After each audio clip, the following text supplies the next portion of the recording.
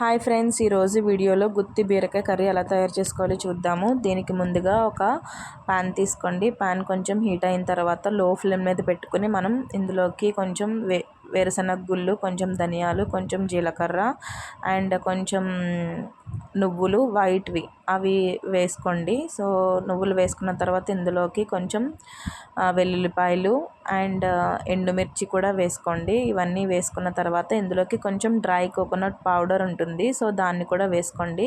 ఇవన్నీ వేసుకుని ఒకసారి బాగా మిక్స్ చేసుకుని లో ఫ్లేమ్ మీద మీరు దీన్ని బాగా ఫ్రై చేసుకోండి. ఇది ఫ్రై అయిన తర్వాత ఒకసారి పక్కకు పెట్టుకోండి. నెక్స్ట్ ఇప్పుడు ఇది తీసుకున్న తర్వాత మనం ఇప్పుడు అదే ప్యాన్లోకి కొంచెం ఆయిల్ హీట్ చేసుకుందాము.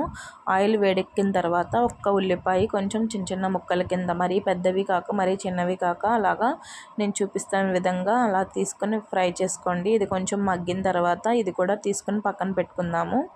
సో నెక్స్ట్ ఇప్పుడు అదే ప్యాన్లోకి ఇప్పుడు కొంచెం ఆయిల్ హీట్ చేసుకుని ఇప్పుడు గుత్తి బీరకాయలని, అంటే నేను బీరకాయలు పెద్దవి దొరికినవి, దీన్ని నేను ఈ సైజులో అలా కట్ చేసుకొని 4 పెట్టుకుని ఇలాగ పసుపు యాడ్ చేసుకున్నాను. ఇప్పుడు మనం ఏదైతే తీసుకుని పక్కన పెట్టుకున్నామో విత్ ఉల్లిపాయ ఇవంతా మనం గ్రైండ్ చేసుకుందాము. కొంచెం సాల్ట్ కూడా యాడ్ చేసుకోండి.